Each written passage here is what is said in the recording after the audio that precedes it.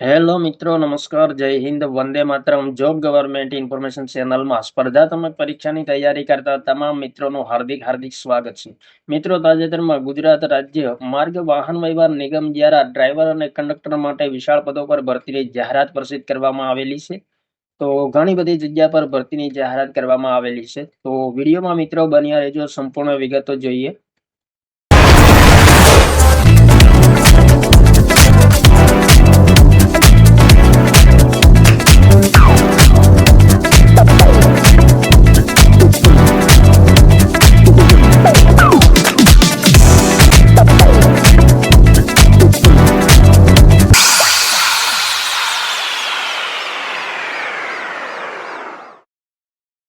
ગુજરાત રાજ્ય માર્ગ વાહન વ્યવહાર નિગમ દ્વારા નીચે જણાવેલ કક્ષાની સીધી ભરતી ફિક્સ પગારની જગ્યાએ નવી પસંદગી યાદી પ્રતીક્ષા યાદી તૈયાર કરવા માટે ઉમેદવારો પાસેથી ઓનલાઈન અરજીપત્રક મંગાવવામાં આવે છે.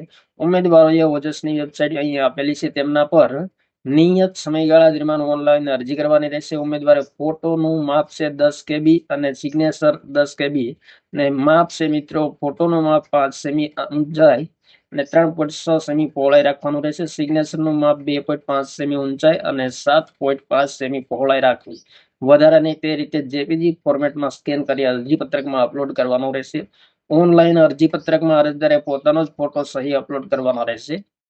અરજી કરવાની વિગતવાર સૂચનાઓ જાહેરાત દરેક ઉમેદવારે પ્રથમ ધ્યાનથી વાંચી. ઉમેદવારે પોતાની શૈક્ષણિક લાયકાત, ઉંમર, જાતિ, અનુભવ તેમજ અન્ય લાયકાતના બધા જ પ્રમાણપત્રો હાલમાં પોતાની પાસે રાખવાના રહેશે અને અરજીપત્રકમાં તે પ્રમાણપત્રો દર્શાવ્યા મુજબની જરૂરિયાત વિગતો ભરવાની રહેશે. તો તમામ પ્રમાણપત્રો સાથે રાખીને અરજી કરવાની રહેશે. અને મિત્રો અહીં વેબસાઇટ પણ આપેલી છે. વધારે સૂચનાઓ મેળવવા માટે GSRTC ની વેબસાઇટ આપેલી છે. ત્યારબાદ મિત્રો અહીં કક્ષાનું નામ કંડક્ટર છે. ફિક્સ પગાર 5 વર્ષ માટે 24,000 રહેશે. કુલ જગ્યાઓ 4,318 છે. ઓનલાઈન અરજી કરવાનો સમયગાળો 6/6/2024 થી તારીખ 5/7/2024 23:59 કલાક સુધી રહેશે. અરજી પત્રકની ફી સ્વીકારવાનો સમયગાળો 6/6/2024 થી તારીખ 7/7/2024 23:59 કલાક સુધી રહેશે. તો કુલ મિત્રો 4,318 જગ્યાઓ પર ભરતીની જાહેરાત કરવામાં આવેલી છે, જેમાં જનરલ કેટેગરી માટે 1,562 જગ્યાઓ છે સામાન્ય, અને મહિલાઓ માટે 768 છે. આર્થિક રીતે નબળા વર્ગો માટે સામાન્ય જગ્યાઓ 308, મહિલાઓ માટે 151, સામાજિક અને શૈક્ષણિક રીતે પછાત વર્ગ માટે સામાન્ય 565, મહિલાઓ માટે 278 જગ્યા છે. અનુસૂચિત જાતિ માટે સામાન્ય જગ્યા 147, મહિલાઓ માટે 71 છે. અનુસૂચિત જાતિ માટે સામાન્ય જગ્યા 314 છે, જેમાં મહિલાઓ માટે 154 જગ્યા છે. અને કુલ જગ્યાઓ પૈકી માજી સૈનિકો માટે 431 જગ્યાઓ અને દિવ્યાંગ ઉમેદવારો માટે 90 જગ્યાઓ છે. ત્યારબાદ અહીં મિત્રો અગત્યની સૂચના આપેલી છે. જો ઉમેદવાર આ કક્ષામાં એકથી વધુ અરજીપત્રક ભરેલ હશે તો તેવા ઉમેદવારનું અંતિમ ભરેલ અરજીપત્રક જ વિચારણામાં લેવામાં આવશે અને બાકીના અરજીપત્રકો આપોઆપ રદ થશે, તે ખાસ ધ્યાનમાં લેવાનું રહેશે.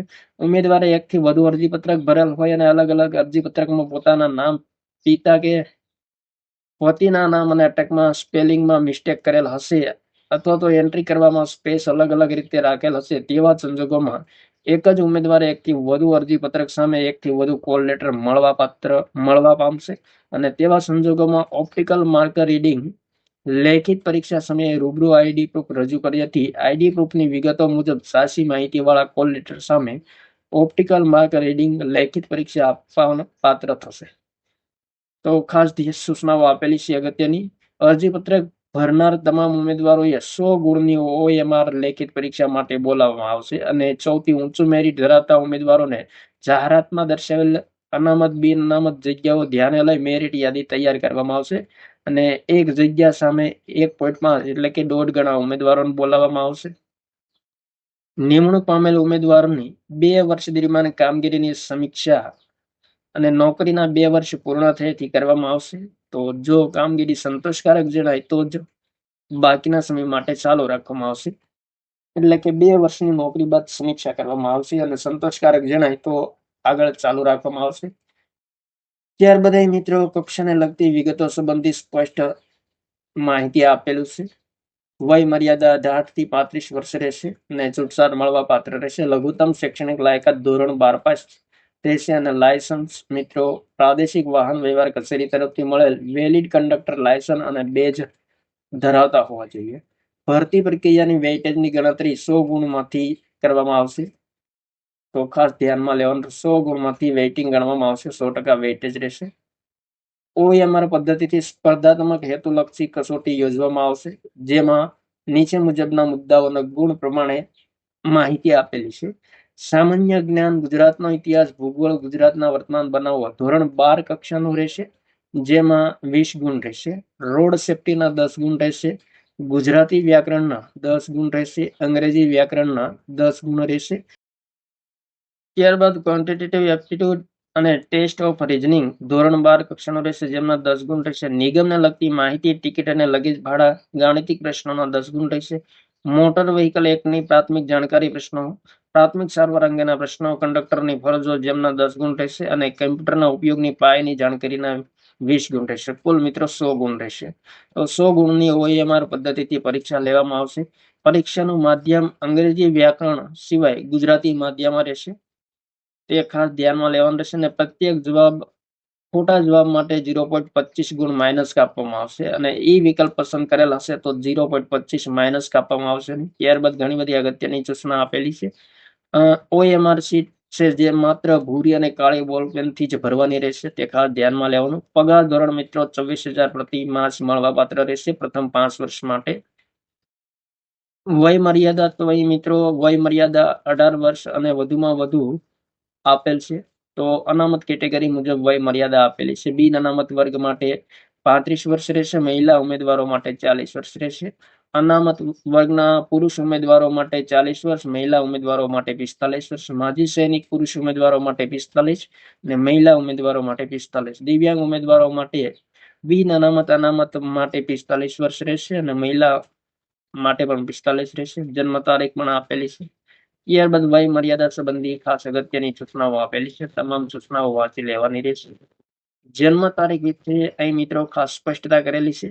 તો SSC બોર્ડ દ્વારા અપાયેલ SSC નું પ્રમાણપત્ર માન્ય રહેશે, અથવા તો એ પ્રમાણપત્ર ન હોય તો શાળા સોડિયાનું પ્રમાણપત્ર પણ માન્ય રહેશે.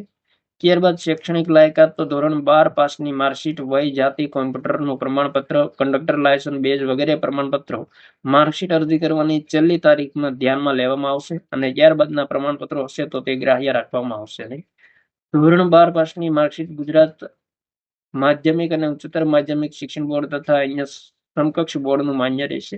ધોરણ 10 પછી ડિપ્લોમા કરવામાં આવેલ હોય તો તેવા કિસ્સામાં 10+3 કે તેથી વધુ વર્ષનો કોર્સ કરેલ માન્ય ગણવામાં આવશે.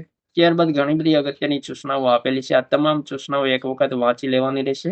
કંડક્ટર લાયસન્સ તથા બેજ માટેની ખાસ સૂચના આપેલી છે, તો એ પણ વાંચી લેવાનું રહેશે. ત્યારબાદ અનામત ઉમેદવારો માટે, માજી સૈનિકો માટે, આર્થિક રીતે નબળા વર્ગના, અનુસૂચિત જનજાતિ જાતિ તેમજ અનુસૂચિત જનજાતિ, સામાજિક અને શૈક્ષણિક રીતે પછાત વર્ગના જાતિ પ્રમાણપત્રની ખરાઈ સંબંધે રજૂ કરવાના પુરાવા સંબંધે અગત્યની સૂચના છે. માજી સૈનિકો માટે ખાસ અગત્યની સૂચના છે.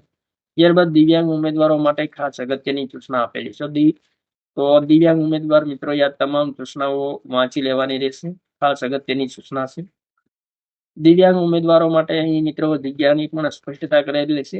A કેટેગરી માટે 23 જગ્યા છે, B કેટેગરી માટે 23 જગ્યા, C કેટેગરી માટે પણ 23 જગ્યા, અને D તથા E કેટેગરી માટે 21 જગ્યા છે. અને મિત્રો ટકાવારી મુજબ કેટેગરી મુજબ ટકાવારી પણ આપેલી છે, કેટલા ટકા દિવ્યાંગતા ધરાવતા હોય તે તમામ વિગતો અહીં મિત્રો આપેલી છે. ત્યારબાદ દિવ્યાંગતા સંબંધી અગત્યની સ્પષ્ટતા કરવામાં આવેલી છે. તો ખાસ અગત્યની સૂચનાઓ આપેલી છે. તમામ સૂચનાઓ એક વખત વાંચી લેવાની રહેશે. ના વાંધા પ્રમાણપત્ર સંબંધી ઘણી બધી અગત્યની સૂચનાઓ આપેલી છે, તો તમામ સૂચનાઓ વાંચી લેવાની રહેશે. તો આ મહત્વપૂર્ણ ભરતીની જાહેરાત પ્રસિદ્ધ કરવામાં આવેલી છે ગુજરાત રાજ્ય વાહન વ્યવહાર નિગમ દ્વારા, અને 4,318 પદો પર ભરતી માટે જાહેરાત કરવામાં આવેલી છે. તો જે ઉમેદવાર મિત્રો શૈક્ષણિક લાયકાત વય મર્યાદા ધરાવતા હોય તેમણે મિત્રો ખાસ એપ્લાય કરવું. થેન્ક યુ મિત્રો. જય હિન્દ. વંદે માતરમ.